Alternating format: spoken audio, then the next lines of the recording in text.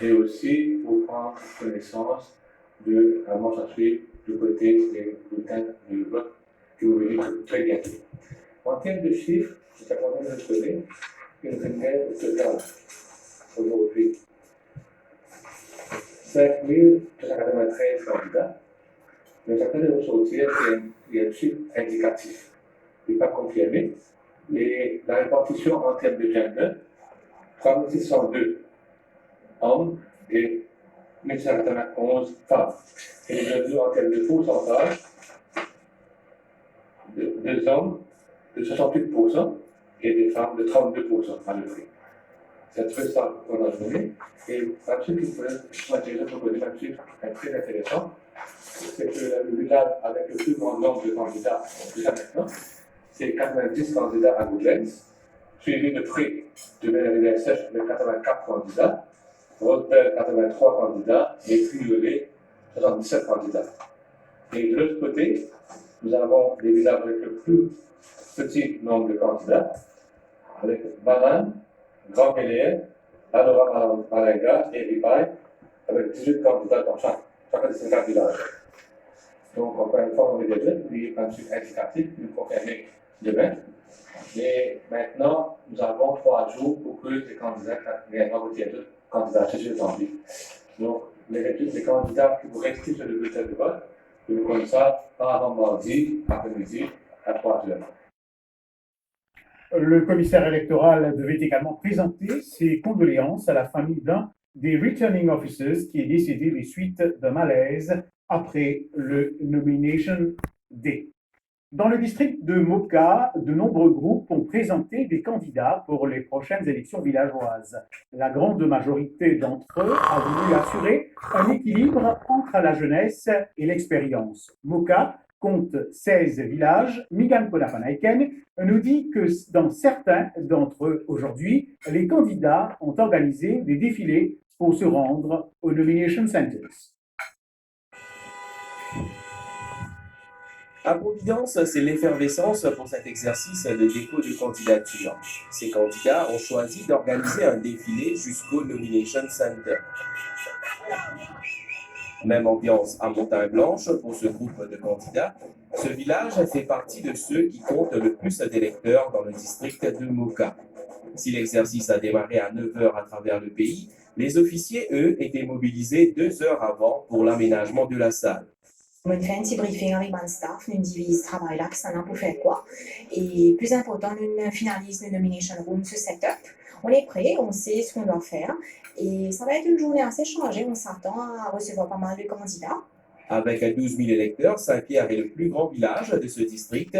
Les premiers candidats se sont dirigés vers le centre de dépôt de candidature une trentaine de minutes après l'ouverture.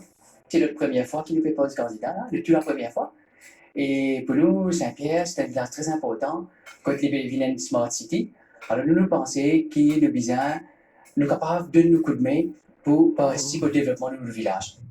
Le district de Moka compte 16 villages. On retrouve notamment Melrose, Cantorel, Dagotière, Ripaille ou encore Verdun. Pour les prochaines élections villageoises, de nombreux groupes ont choisi d'allier l'expérience à la jeunesse. On fait de nouveaux candidats et nous avons une vision qui nous met travailler dans l'unité dans le village de Providence. Ensemble avec tout un groupement, association de socioculturelle régionale, nous travaillons ensemble avec Banna. Et c'est ça qui apporte le bonheur du village de Providence. Nous travaillons ensemble dans l'unité, dans le progrès pour le village. En tant que jeune, on a une nouvelle idée, une nouvelle opinion. Nous pouvons partager ça et faire le village avancer. 2012, c'est mon premier parti que je fais pour rentrer dans le monde politique. Mais là, je trouve 8 ans que nous servons pour nos villages, nous travaillons pour nos villages, nous faisons beaucoup de choses. C'est là qu'aujourd'hui, mon candidat. Oui, dernière année-là, c'est beaucoup de développement qu'il fait au niveau sportif, éducatif. C'est pour cela qu'en tant que jeune, mon modèle qui fait, moi, je ne pas de l'avant, je aide ça l'équipe-là. Ces candidats, dont certains ont déjà occupé les fonctions de conseillers, sauront le 22 novembre prochain s'ils représenteront leur village. Certains élus siégeront au conseil de district de Moka par la suite. Direction Grand Port, à présent, ce district du sud-est du pays qui regroupe les circonscriptions numéro 11, Vieux-Grand-Port, Rosebel, et 12, Maillebourg et Plaine-Magnan, dont 22 villages pour ces élections villageoises. Plus de 87 000 électeurs seront appelés aux urnes le 22 novembre prochain. Parmi les candidatures, on retrouve des anciens qui ont déjà vécu ces élections, mais aussi des jeunes qui entament leur baptême du feu. Venu Paidigadou, Dassa, à Palasori. Dans les circonscriptions numéro 11 et 12, le village de Maillebourg regroupe le plus grand nombre d'électeurs, 11 630. 8h30, ces candidats sont déjà présents au Nomination Center de Maillebourg. Ils attendent l'ouverture pour déposer leur candidature.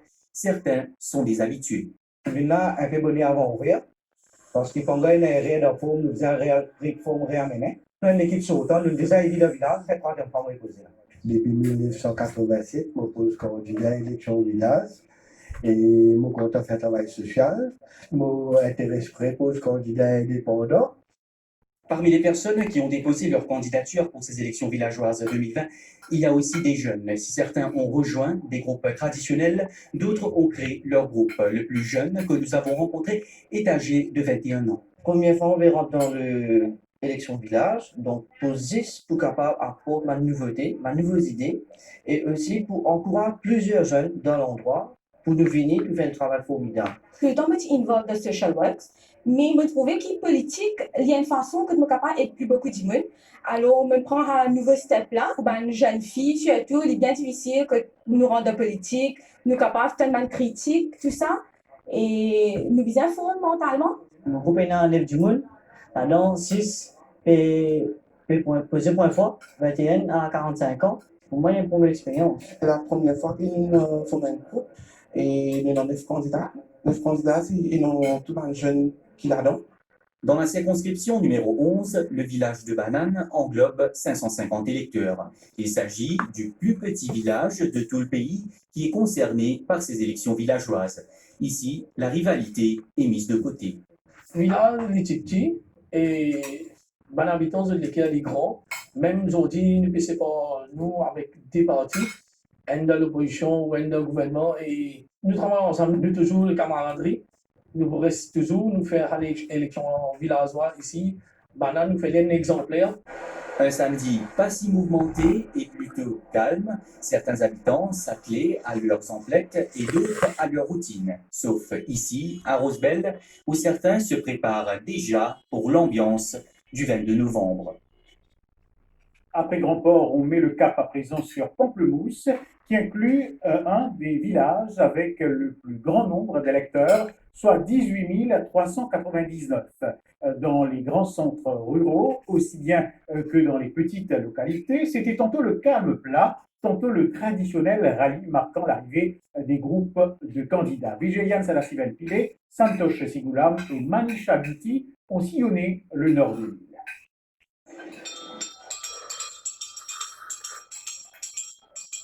Des images classiques d'un jour de dépôt de candidature d'élections villageoises dans le nord du pays. Il est encore tôt. La première candidate qui fait son chemin à l'école du gouvernement de Fond-du-Sac pour cette journée de dépôt de candidature, Yashika. Candidate indépendante, elle a choisi l'emblème du diamant. Mon papa qui me motive, moi, il dit de l'avant, j'aime dans l'endroit, bien motivé pour aller de l'avant, faire mon activité, faire le développement pour l'endroit même. C'est sous le symbole de cheval que le président sortant du conseil de district de Pamplemousse, Souni Pagas, se présente pour cette joute électorale. Ce qui est très important, c'est bien sûr parce que quand on nous dit qu'il nous reste dans l'endroit, alors nous valorisons l'endroit-là et nous envie de travailler l'endroit. Nous avons bien sûr 6 messieurs et 3 madames qui veulent poser avec nous, et un candidat de profil. Et bien sûr, le symbole cheval, parce qu'il connaît cheval, c'est un animal qui a la sagesse, c'est un animal qui est très joli à voir. Et il a bien sûr la ténacité, la vélocité, et c'est un animal qui présente la victoire. Pamplemousse englobe 18 villages. 2 villages qui ont le plus grand nombre d'électeurs, soit Triolet avec 18 399 électeurs et le Hocher avec 10 527 électeurs. À Triolet, le rallye traditionnel de 2 groupes marque l'arrivée des candidats. 9 fleurs et 6 œufs. C'est pas madame qui est venue avec moi comme candidate là. Ce sont des madames qui sont déjà à l'aide du public, c'est tout social. connaît pas créer social à ce là ou des zones sociales donc c'est des affaires différentes. Alors candidat ou bien lié un candidat qui est déjà dans le social, à l'écoute, à l'aide du public. Comme la loi internationale, j'ai aussi madame bien participé et nous gender parité. Le personnel